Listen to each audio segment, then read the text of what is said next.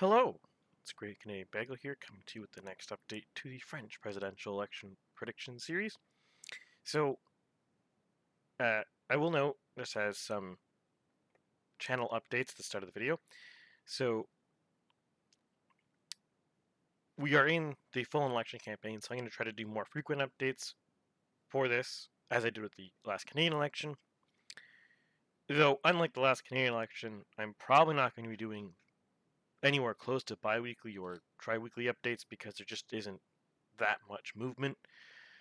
All the movement that is happening right now is Macron is just furthering his lead in the first round, and the second round numbers are basically vacillating around the same points they were before.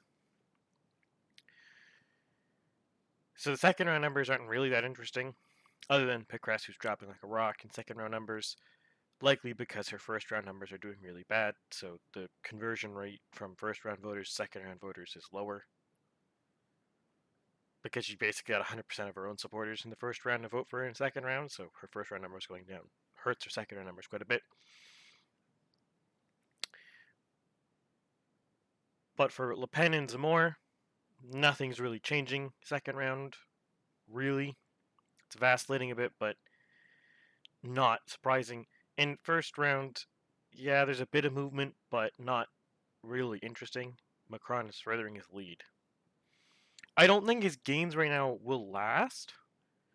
It's just a matter of how long the Ukraine crisis decides to pull up, or not decides, that's not really, it's not a thing, but how long the French people are focused on the Ukraine crisis. Will it last the entire election period? I don't think so. Though if it does, I think there's going to be probably a lot of buyer's remorse in 6 months when it fades to a background issue and stops being a front-line issue. Because frankly, voting for Macron because he's the more pro-NATO candidate when there's all sorts of social issues in France and he's not seen as very good on most of these social issues, likely will get a lot of people to be unhappy. They voted for him though, so or they in this hypothetical scenario they will have voted for him, so that's their own fault if they don't. Voting for someone because of one issue is always not the best plan. But it seems right now Macron is doing quite well with that regard. He surged super ahead. He's managed the last week stay around 30% of the polls, and correspondingly his first round numbers have jumped a bit. Again, I will note my model does trail polling because if hypothetically the election was today, polls right before the election are not as especially when you have such a huge surge, do not necessarily correlate directly to what voters happen. If that huge surge is sustained, maybe then it will happen. But that remains to be seen. I don't think it will. I think this is an anomaly, and I think we are starting to see some inklings that this is an anomaly. Macron's numbers stayed above 30, but his at least one pollster, IFOP, which surely must stand for something else. That's a very weird name for a company. Has recorded a slight decrease in Macron's numbers from 31.5 to 30.5. I think that's going to continue probably into next week. Additionally, Zemmour's numbers are starting to rebound a bit. Le Pen staying roughly where she has been. Some weeks she does a little better, some weeks she does a little worse, but she seems to be hovering around the mid 18s. 18.3 seems to be her hover point, and she seems to alternate above and below that. It's easy to see here. She seems to hover around 18.3 on average this year. Now, Zemmour's numbers have went down again, don't get me wrong, but his polling is doing better. Like, he was polling as low as 11% nationally in some polls, and now the most recent polls he's polling closer to 13.5 again. I think he just took a temporary dump But again, as the other issues start reasserting themselves as the election day draws closer and people grow tired of the foreign policy issue, the local domestic issues will supersede it. Foreign policy rarely is ever a deciding factor in a campaign. It can convert some voters, but most voters just don't care about foreign policy very much. So I'm expecting Macron numbers not to ever reach that 30% margin. Though I could be wrong. I don't think so, though. So I won't really go too far into this, but basically, Macron has gained ground in every single department, again, like the last update. Exciting.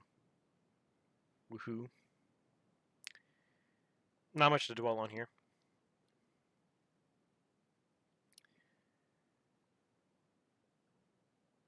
Moving to second round numbers, so we only have second round numbers for Zemmour and Le Pen to date, though I will note polling there is starting to be some more second round polls for Mélenchon. He is polling decently now, 12-13%, on par with Pécresse right now in raw polls.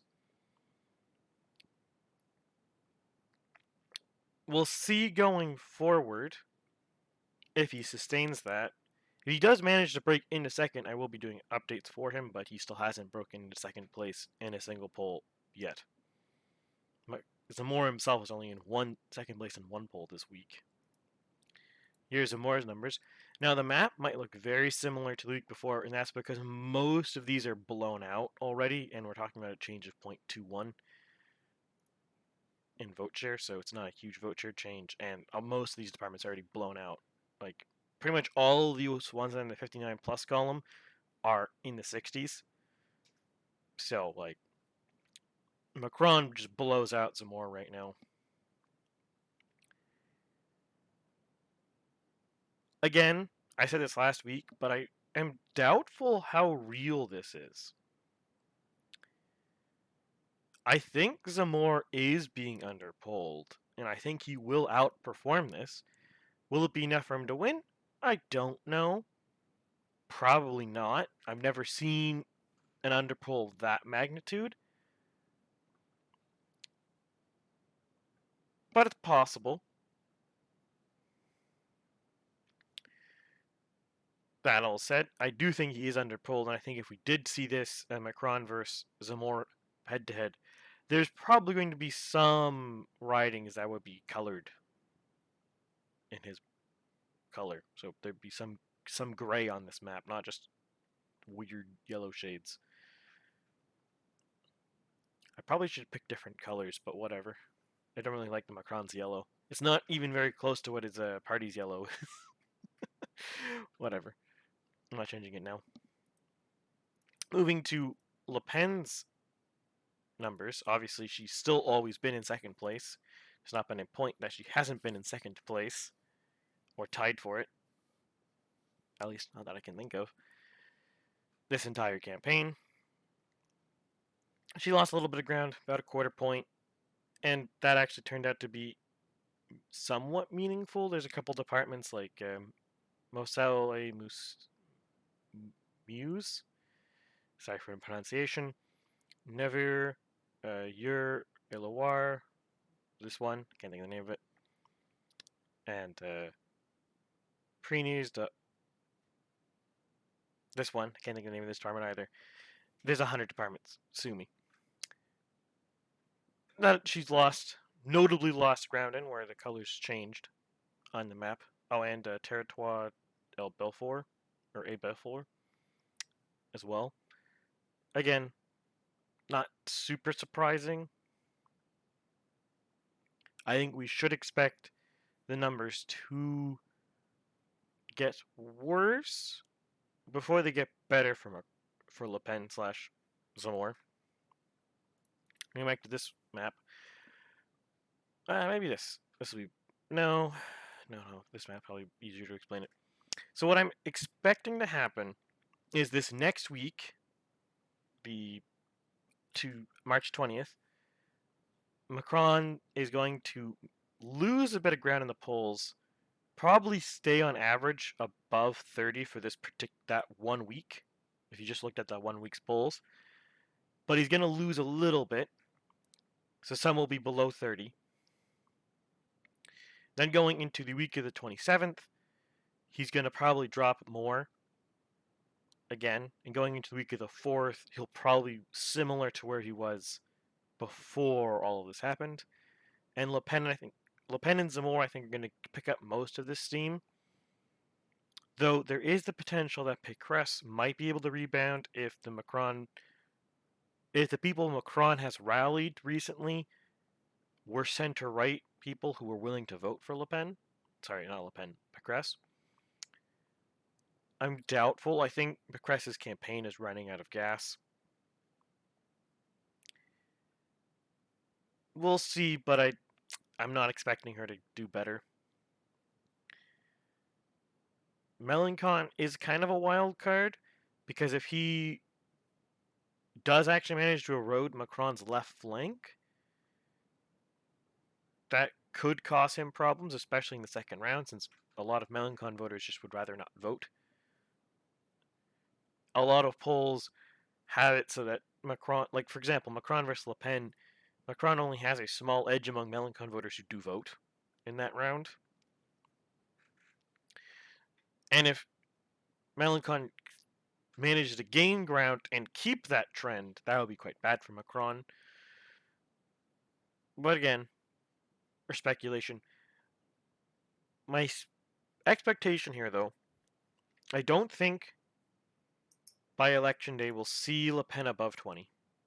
I think with Zemmour in the race, it's almost impossible for her to get above 20. But I think we will see a very close race for second between Le Pen and Zemmour. And I think Zemmour does have a chance of winning this. The second place race. Second round winning is more up in the air. But first round, I think Zemmour does have a chance of pulling second place. I don't think Pécresse or Mélenchon really have a chance anymore. The left wing in France is too split if we go to here. Roussel, Mélenchon, Hidalgo, and Jadot, if they all joined forces, would have just shy of, just doing quick math here, 19 points, which would technically put them in second place. But it's likely that if you add Hidalgo or Taubira, the remaining numbers, then yes, it would be firmly in second place. The issue is, I don't think all these voters would do that. I don't think there's any world you could get them all together. Even if all the candidates put away their pride and decided to back one person, I don't think it could happen. There's just too much difference between Roussel's Communist Party and Jadot's Greens, or Mélenchon's kind of like anti-establishment, not really socialist, not really communist, but like left anti-establishment people, for it to really be able to coalesce properly. It's the same thing with the right. You're not going to get all the Pécresse voters, all the Le Pen voters, and all the Zemmour voters together. You could theoretically get most of Zemmour and Le Pen together, but not all the Pécresse voters. Frankly, the Pécresse and Macron are closer together than Pécresse and Le Pen, politically. I would say these four candidates here represent well, technically Taubira would, maybe not Taubira, but Hidalgo, Jadot, Macron, and Pécresse, from what I can tell as a foreigner, as a Canadian, not a French person, they seem to be roughly the straddling the French center, with Hidalgo being the more left center, and Pécresse being the more right center, and Jadot and Macron being around the center, but different ways. Jadot being kind of a weird climate person. And when I say that, I mean they like the kind of people who think the world is going to be just killed and all humans are going to die from the climate change, which is a bit ludicrous. Then you have the French left, like the proper left, not the center left, but like the actual hardcore left, which is Roussel and Mélenchon. There's another person too that I'm forgetting the name of. He's not been polling amazingly, but he's got like 2 or 3 points. Technically, by first reason, like the only reason Hidalgo's here and not him is Hidalgo is from the Parti Socialist, which did quite well in 2017, and it's kind of interesting to see how poorly it is doing under her leadership and in the current French climate. The French right, meanwhile, like the proper right, that's not like the centrist part, but the actual right is Dupont-Aignan, Le Pen, Zemmour, and it looks like Jean Lassalle is also proper right, i.e., not very centrist. Like it's kind of hard to as I said in the previous video, left and right are kind of a broad term, but it when I say this, these candidates seem to have more in common than they do with Pécresse, is kind of the point I'm having. And I think Lassalle fits closer to this group than it does Pécresse and Macron. All of this to say, I think it's very likely Macron is going to win the election, barring something happening, i.e., good debate performances or poorer election campaign from Macron, or the polls being wrong. Though I think it's going to be much, much closer than last time. And the thing is, I think it's very likely that Zemmour and Le Pen, to a lesser extent, could catapult this into a pretty good legislative election. I think it's a very high probability that Macron might win the presidential election and get beat up pretty hard in the legislative election. Will he lose control of the House? I don't think so. But maybe. We'll see going forward. But that seems to be where we are roughly. The Ukraine war has broken the election polling. I don't really think it's real, the current polling. I don't think it's very accurate, but it is what it is, and it's the only data we have to go off of. Regardless, though, since it does not appear, at least this early in the campaign, that Macron is going to lose. But stay tuned. Crazy things have happened in campaigns before. If you enjoyed the video, please like, share, subscribe.